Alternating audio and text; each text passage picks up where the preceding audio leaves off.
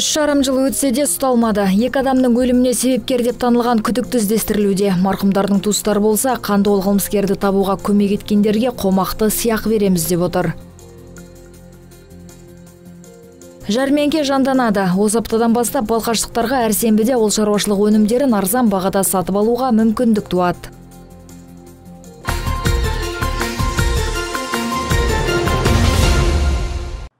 Екі адамның өліміне себепкер деп танылған Руслан Әлембаев іздестірілуде. Марқұмдардың туыстары болса, қанды ол қылмыскерді табуға көмек еткендерге қомақты сыйақы береміз деп отыр. Ешқандай нәтиже жоқ болды ғой, нәтиже жоқ болса осы өздерінен бәрінен. Менің осы жаралы жүрегімді мысалы Ұлы мен келінін жоқтап, қайғыдан қан жұтып, аш шөксігі тамағына тығылған ананың есімі Сырдария Құдайбергенова. Ананы зар жылатып, кәмелет жасына толмаған 4 бірдей оқушы баланы жетім еткен қайғылы жағдай 2018 жылы қазанның 29-ында Балқаш станциясында болған еді. Тапа-тал түсте күйеуі мен жұбайын пышақтап өлтіріп кеткен. Жер үйдің алаңында 34 жастағы әйел мен 45 жастағы еркектің өлі денелері табылған еді. Анасының денесін бірінші болып 13 жастағы ұлдары тапты. Ал қандықол қылмыскер болса, сол оқиғадан 3,5 жыл өтсе де әлі де құрықталмай келеді. Қос бірдей жақыннан айырылған ана болса, құзырлы органдардан көмек сұрауда. Үлкен көмек сұрайым, көрген білгендер бар екен. Осы істі басын бастатты, аяғын тастап, күні бүгінге дейін бір хабар жоқ. Қазақстаннан сұраймын, телеарналардан, 31-ші арнадан бүткіл Қазақстан көлемінен сұраймын, осы қаныш жерді тапсыйгет, іздеп қарап көмектесейгет деген ойым бар. Өзім осы қалған 4 бал немеремді асырап жүріп жатқан жайтым бар. Іздестіріп жатырмыз, қайдан білейін, енді бір хабар жоқ қой. Ешқандай да хабар жоқ.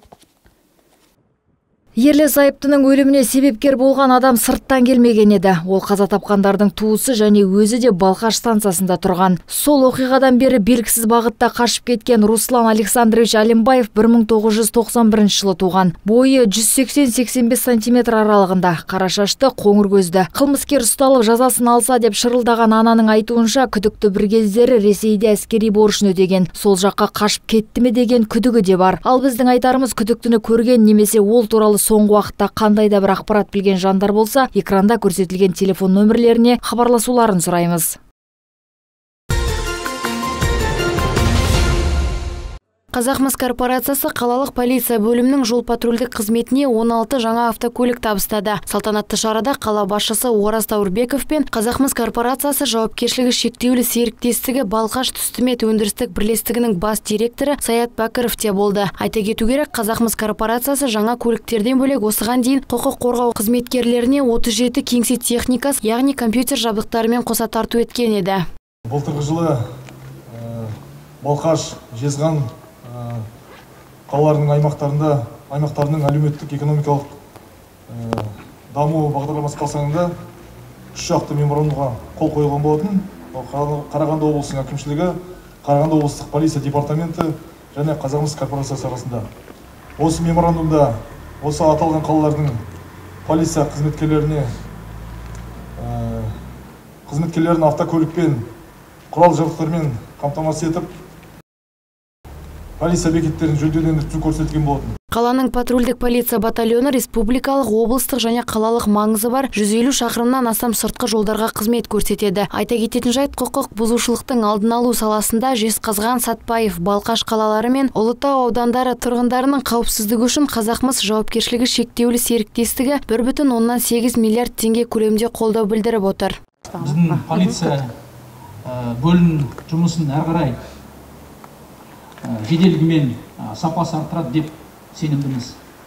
Осы мүмкіндікті пайдалана отырып, корпорация Қазақмыс басшылығына өзімнің атынан шынайы ризашылығымды білдіремін, алғысымды айтамын.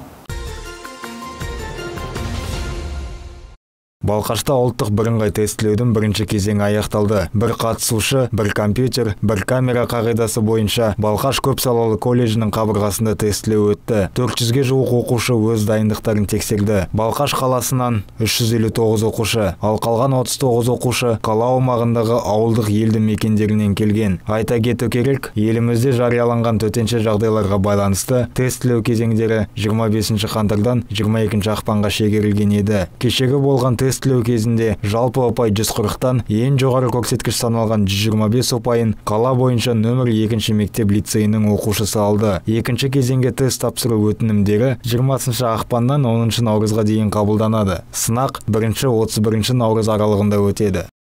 Түлектер тест тапсырғаннан кейін оның қорытындысы сол мезгілде шығады жаңағы экранға. Яғни ол деген өздерінің жеке кабинеттеріне кіріп, сол мезетте көре алады. Қалалық жас қанат 2022 байқауының жеңімпаздары анықталды. Күні кеше Балқаштық жас орындаушылар мен шоу бағдарлама жүргізушілері арасында сайыс өтті. 2 сағатқа созылған байқауда қатысушылар қазылар алқасы мен көрерменнің көңілінен шығу үшін барын салды. 26 мәрте ұйымдастырылған байқау 2 кезеңнен тұрды. Байқау шарты бойынша орындаушылар бірінші кезеңде патриоттық, ал екінші кезеңде еркін тақырыпты ән орындады. Аталмыш додада 15-23 жас аралығындағы 17 қатысушы өз бақ сынасты. Солардың бірі 23 жастар Қарлығаш Насирова. Таңдалған әндерім «Туған жер» бірінші кезеңге, ал екінші кезеңге Селен Дион репертуарынан «Ай сүрендір». Бұл әндер өзімнің табиғатыма жақын болғаннан кейін осы әндерді таңдап отырмын. Бүгінгі аталған іс-шара өте жоғарғы деңгейде өтіліп жатыр. Осындай ұйымдастырушыларға алғысымызды айтқымыз келеді.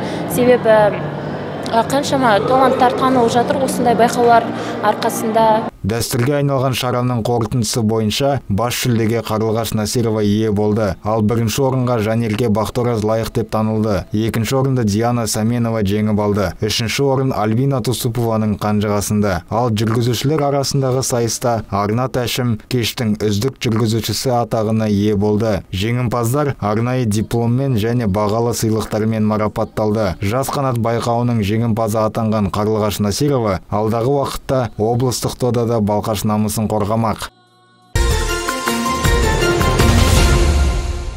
Осы аптадан бастап ауыл шаруашылық жәрмеңкесі қайта жанданады. Арада 3 ай өткеннен кейін Балқаш қаласының тұрғындарына сенбі күні жеміс-жидек, азық-түлік өнімдерін арзан бағада сатып алуға мүмкіндік туады. Қала тұрғындары үшін ұйымдастырылатын шарада Ақтоғай ауданының орта дересін, Қусақ ауылдық округтерінен және де тағы да басқа ауылдардан ауыл шаруашылық өнімдері сатылымға әкелінеді. Келушілерге қойылар басты талап карантин шараларын ескере отырып, арақашықтық сақтап, медициналық бетперде тағуы қажет. Құрметті Балқаш қаласының тұрғындары, кәсіпкерлері, 2022 жылдың 26 ақпаннан бастап ауыл шаруашылық жәрмеңкесі жанданатынын хабарлаймыз. Жәрмеңкеде ет, сүт өнімдері және бакалея және жеміс-жидектер сатылады. Басталуы сағат 8:00-де. Өтетін орны Язова көшесі 2-е.